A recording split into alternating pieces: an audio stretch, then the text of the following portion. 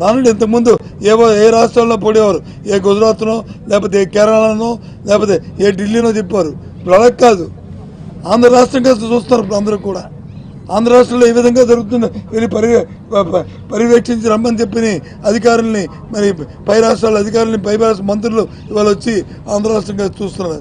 ఎప్పుడైనా ఇలాంటి ప్రక్రియ జరిగిందా ఆలోచన చేయమని కోరుతున్నాం. కాబట్టి ఇవన్నిటికీ ధీటుగా రేపు ముఖ్యమంత్రి గారు ఆయన మా కేడర్ అంతటినీ కూడా, మా కార్యకర్తలందరినీ కూడా, మా నాయకులందరినీ కూడా సమన్వయం చేస్తూ ఓ సందేశాన్ని మా అందరికీ ఇచ్చి మాలో ఉత్తేజాన్ని నింపడానికి ఆయన వస్తున్న ఈ నేపథ్యంలో ఈ పెద్ద ఎత్తున చేయడానికి ఇప్పుడున్న మీ నాయకులందరం కూడా ఈ పెద్ద ఎత్తున జరగడానికి మేము మా వంతు ప్రయత్నం చేస్తున్నాం. తప్పకుండా ఈ సభ సక్సెస్ అవుద్ది. ఇందులో ఏ విధమైన మరి సందేహాలు లేదు. దీనికి మరి భగవంతుడు కూడా, వరుణదేవుడు కూడా సహకరిస్తాడు. ఇది సాయంత్రం సమయం, ఈ సమయంలో దీనికంటే ఒక గంట ముందు ఈ సభ ఇదే ప్రాంతంలో ఇక్కడే ఈ సభ జరుగుతుంది.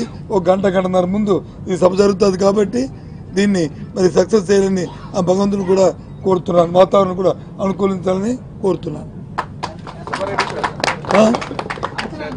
నాకు చెప్పారు కదా, సుబ్బారెడ్డి గారు చెప్పారు కదా, ఏమ్మా సుమారుగా 2.5 లక్షల మంది కార్యకర్తలు, నాయకులు వస్తారని దానికి తగ్గట్టు ఏర్పాట్లు చేయడం జరుగుతుంది. షర్మిల గారు ఈరోజు చేసిన కామెంట్స్ మీద ఏమంటారు అంటే, ఇప్పటివరకు కాంగ్రెస్ వాళ్ళే కుటుంబాన్ని విడదీశారని జగన్మోహన్ రెడ్డి గారు అన్నారు అనేది ఇప్పటివరకు ఉన్నది. షర్మిల గారు మా కుటుంబాన్ని విడదీసింది జగన్ అన్నయ్య గారే, అది మాకు తెలుసు, దేవుడికి తెలుసు, మా అమ్మకి తెలుసు. ఇప్పుడు ఏ పార్టీలో ఉంది అని చెప్పేసి చెప్తున్నారు. కాంగ్రెస్ పార్టీలో ఉంది ఆమె. కాంగ్రెస్ పార్టీని అన్నప్పుడు ఆమె రియాక్షన్ ఆ విధంగా ఉంటుందని మనం కొత్తగా ఇచ్చేయాల్సిన పనిలే. దేశమంతా తెలుసు కాంగ్రెస్ పార్టీ ఏ విధంగా రాజశేఖర రెడ్డి గారి మరణం తర్వాత రాజశేఖర రెడ్డి గారిని కుటుంబాన్ని ఇబ్బందులు పాలు చేసింది, ఏ విధంగా చంద్రబాబు నాయుడుతో చేతులు కలిపి కుట్రపూరితంగా కేసులు పెట్టి మా నాయకుడు జగన్మోహన్ రెడ్డి గారిని 16 నెలలు జైల్లో పెట్టారు. ఆ తర్వాత ఆయన పేరు ఛార్జ్షీట్లో పెట్టి కాంగ్రెస్ పార్టీ ఏ విధంగా ఆయన్ని అవమానపరిచిందో అవన్నీ ప్రజలు మర్చిపోరు.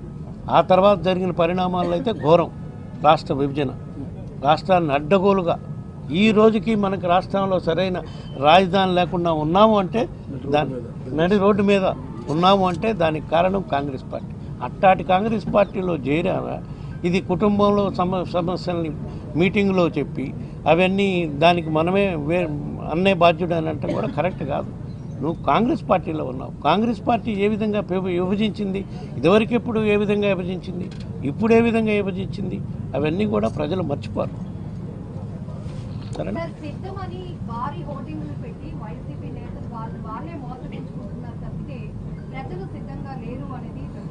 ఇప్పుడు సిద్ధం పెట్టినందువల్ల నిన్ను కానీ ప్రజలు కానీ మేము మోసం చేస్తున్నామమ్మా?